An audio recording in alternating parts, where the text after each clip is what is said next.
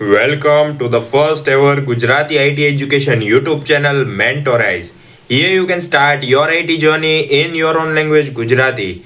So hello મિત્રો, આ છે એપિસોડ નંબર 21 અને જેમાં આપણે જોવાના છીએ રિલેશન બિટવીન એન્ટિટીઝ કે એન્ટિટીઝનો બીજા એન્ટિટી સાથે કેવો રિલેશન હોય, કઈ રીતનો રિલેશન એટલે કે કયા ટાઈપનો રિલેશન હોય એ બધું આપણે ડિટેલમાં વિઝ્યુઅલ એક્ઝામ્પલ સાથે જોવાના છીએ.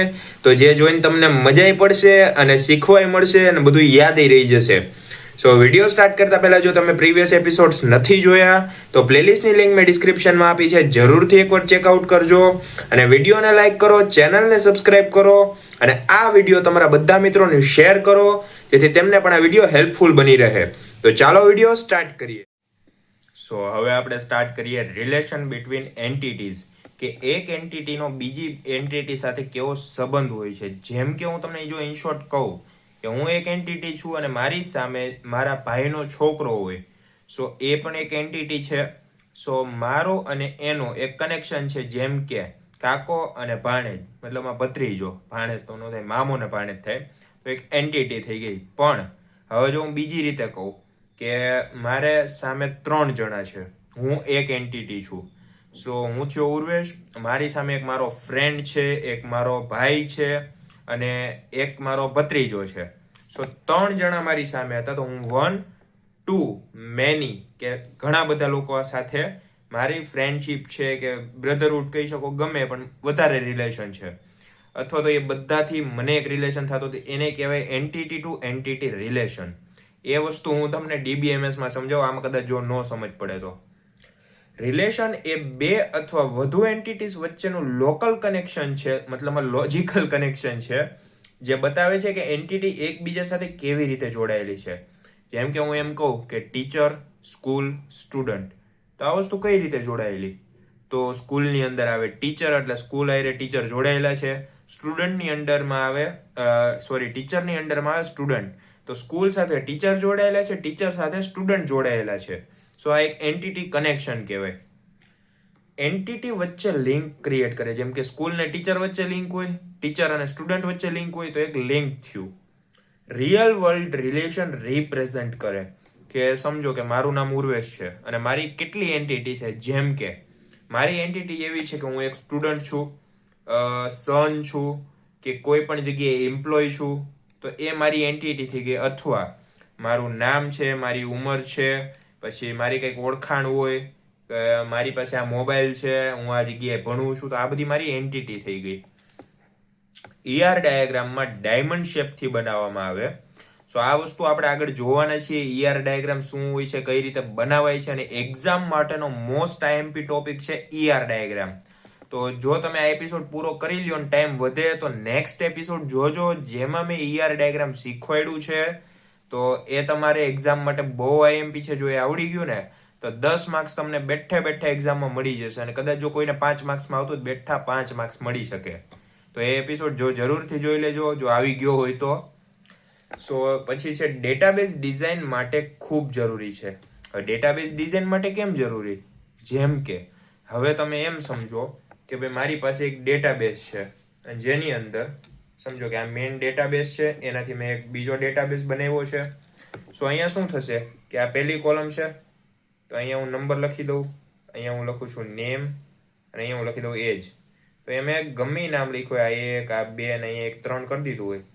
અહીંયા લખું જય, અહીંયા લખું રામ અને અહીંયા હું લખું પાર્થ, અને હું અહીંયા 1 લખી દઉં, એજ લખું છું બધાની 17 ને 27. તો આ અહીંયા શું થશે કે અહીંયા એક ક્લિક બટન આપ્યું હોય છે કે જેના ઉપર તમે ક્લિક કરો ને એટલે કે આ ડેટાબેઝ ખુલી જાય, જેમાં બધી ડિટેલ લખી હોય એમ્પ્લોયની.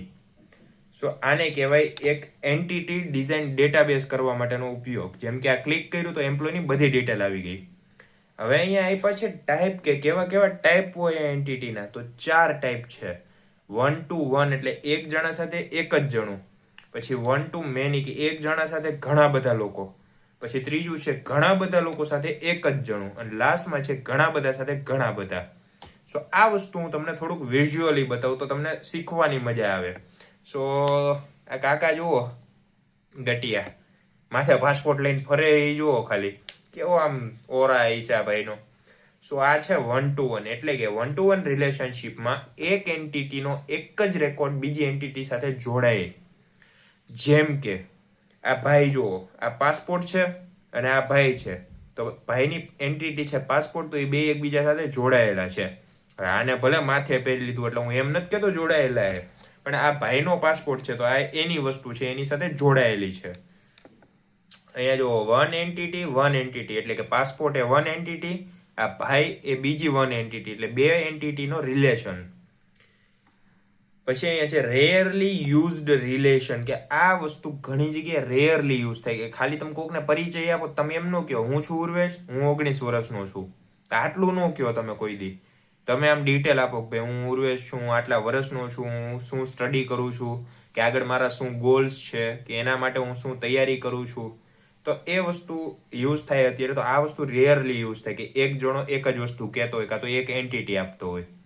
હવે એવું તો ન હોય કે ભાઈ મને ખાલી વાંચવાનો શોખ હોય, અથવા તો મને ખાલી વિડીયો બનાવવાનો શોખ છે, તો મને એક સાથે બે શોખ હોય, એટલે કે મારી હોબીઝ હોય કે એકથી વધારે હોય. ડાયરેક્ટ મેપિંગ હોય કે ભાઈ એક જણા એ બીજો જણો કનેક્ટ છે, તો ડાયરેક્ટ મેપ જ છે કે ભાઈ આમાં 10 જણા અમારે ગોતવાને જાય, મને ખબર છે કે આ એક માણસ એની અરે બીજા માણો અથવા તો કઈ વસ્તુનું કનેક્શન છે. તો આ હું છું, આ મારો પાસપોર્ટ છે, બે ઇન્ટર કનેક્શન છે, એટલે કે ઇન્ટર કનેક્શન. સો એ એક્ઝામ્પલ છે પર્સન અને પાસપોર્ટ. તો આ માણસ છે, આ કાકો જાડિયો, અને એની ઉપર પાસપોર્ટ છે, તમે જુઓ માથે ચોંટાડીને હેલો જાય છે, તો એ એની એન્ટિટી કહેવાય, એની ઓળખ કહેવાય. તો one person has one passport, કે એક જણા પાસે ખાલી એક જ પાસપોર્ટ હોય. એવો ક્યાંય જોયો તમે કે ભાઈ એક જણા પાસે 10 પાસપોર્ટ હોય? ફરજી હોય એની વાત અલગ છે, પણ લીગલી હું કહું છું કે લીગલી કોઈ પાસે એવું છે કે ભાઈ એક કરતા 2 પાસપોર્ટ વધારાના છે, એક ઇન્ડિયા, એક ન્યુઝીલેન્ડ, એક અમેરિકા, એવું નથી. સો હવે જોઈએ 1-to-many રિલેશનશીપ, કે એક જણાની કેટલી જગ્યાએ રિલેશન હોય. હવે આ વસ્તુ ઓલા બોયફ્રેન્ડ ગર્લફ્રેન્ડની વાત જ નથી કરતો, કે એક અહીંયા વાત કરતા હોય, એક અહીંયા વાત કરતા ને એક અહીંયા હોય. માણા એક જ હોય, 10 જગ્યાએ વાતું કરે, એ નથી આ. સો 1-to-many રિલેશનમાં એક એન્ટિટીનો એક રેકોર્ડ બીજી એન્ટિટીના ઘણા રેકોર્ડ સાથે હોય. જેમ કે હું તમને સમજાવું, વન એન્ટિટી મેની એન્ટિટી, એટલે કે આ જુઓ તમે, આ એક પર્સન દેખાય, આ માસી દેખાય આવડા, અહીંયા જો હું ગોળ કરું છું, કદાચ આમાં ન દેખાય તો આ જો આ માસી બેઠા દેખાય. તો એક માસી આખા ડિપાર્ટમેન્ટ હારે જોડાયેલા, આ હોય ભાઈ આ લોકો હોય, તો બધા હારે રિલેશન રાખવું જ પડે, કેમ કે એને ગમે એ વ્યક્તિની જરૂર પડે કામ આટું. તો આ થયું 1-to-many. અથવા તો આપણે એમ કહી શકીએ કે પેરેન્ટ ચાઇલ્ડ સ્ટ્રક્ચર, કે એક પેરેન્ટને 3 ચાઇલ્ડ હોય, તો 1-to-3 ચાઇલ્ડ છે એટલે મેની, તો 1-to-many, એક પેરેન્ટ્સને 3 ચાઇલ્ડ. ફોરેન કી દ્વારા ઇમ્પ્લિમેન્ટ થાય, કે એક મેઇન ડેટાબેઝ હોય, એની અંદર બીજો એક નાનો ડેટાબેઝ હોય. સો આ છે 1-to-many, જેમાં ડિપાર્ટમેન્ટના એક એમ્પ્લોય સાથે બીજા બધા એમ્પ્લોય જોડાયેલા છે. હવે છે many-to-one, કે કેટલા લોકો સાથે એક જ લોકો જોડાયેલો હોય. જેમ કે many-to-one રિલેશનશીપમાં ઘણા રેકોર્ડ્સ એક જ એન્ટિટીના એક જ રેકોર્ડ સાથે જોડાય. આ કઈ વસ્તુ છે કે આ અમને આમ કઈ મગજમાં ન બેઠી? તો આના આટલું અત્યારે આ વિઝ્યુઅલ એક્ઝામ્પલ આપ્યું છે, તમે જોવો એકવાર. Many entities to one entities, જેમ કે 1-to-many નું રિવર્સ ફોર્મ છે, કે એક જણા સાથે ઘણા બધા રિલેશન હતા, કે એક ડિપાર્ટમેન્ટમાં એક એમ્પ્લોય હોય તો એ બધા એમ્પ્લોય સાથે કનેક્શન રાખે. અહીંયા બધા લોકો એક જ જણા હારે કનેક્શન રાખે. કઈ રીતે? એક્ઝામ્પલ જોઈએ, સ્ટુડન્ટ્સ અને કોલેજ. કોલેજ છે તો એ એક છે, સ્ટુડન્ટ તો ઘણા બધા છે, તો શું થાય અહીંયા many-to-one માં? મેની એટલે બધા સ્ટુડન્ટ્સ અને વન એટલે કોલેજ, તો બધા સ્ટુડન્ટ એક કોલેજમાં જાય છે, તો many-to-one. આ ખબર પડી ગઈ. સો એ ફોરેન કી સેમ એન્ટિટી તરફ પોઈન્ટ કરે છે, એટલે કે ફોરેન કી કઈ છે? તો ફોરેન કી છે સ્ટુડન્ટ્સ, અને કોલેજ છે એ પ્રાઇમરી કી છે. ખબર પડી ગઈ? એટલે કે કોલેજ મેઇન ડેટાબેઝ છે અને સ્ટુડન્ટ છે સબ ડેટાબેઝ છે, કે આમાંથી નીકળેલો બીજો ડેટાબેઝ. હવે જોઈએ many-to-many રિલેશનશીપ, એટલે કે એક એન્ટિટીના ઘણા બધા રેકોર્ડ બીજી એન્ટિટીના ઘણા બધા રેકોર્ડ સાથે જોડાયેલા હોય. હવે આ શું છે? આપણે હમણાં જોયું કે એક હારે 10 જણા જોડાયેલા હોય, અથવા 10 જણા હારે એક જણા હોય, કે એક હારે એક હોય. આ કઈ રીતે કે ભાઈ many-to-many? સો એનું એક્ઝામ્પલ સાથે આપણે બધું જોઈએ. many-to-many કનેક્શન, કે ઘણા લોકોના ઘણા લોકો સાથે કનેક્શન હોય. મેની ટુ મેનીમાં શું આવે કે ડાયરેક્ટલી ઇમ્પ્લિમેન્ટ કરી શકાતું નથી, કે આમાં તમે કઈ ફેરફાર ન કરી શકો. ભાઈ હું અત્યારે આખું મારું ગ્રુપ છે અને સામેવાળાનું ગ્રુપ છે, તો મારા ગ્રુપને કીધું તારે એક આ જણા હારે બાંધવાનું, તારે ઓલા હારે બાંધવાનું, તારે ઓલા હારે બાંધવાનું, તો એ હું ન કરી શકું, તો ઇમ્પ્લિમેન્ટ ન કરી શકાય ડાયરેક્ટલી. જંક્શન બ્રિજ ટેબલ તરીકે જરૂરી છે કે કોઈ વસ્તુ હોવી જોઈએ કે બે ગ્રુપને જોડતી હોવી જોઈએ.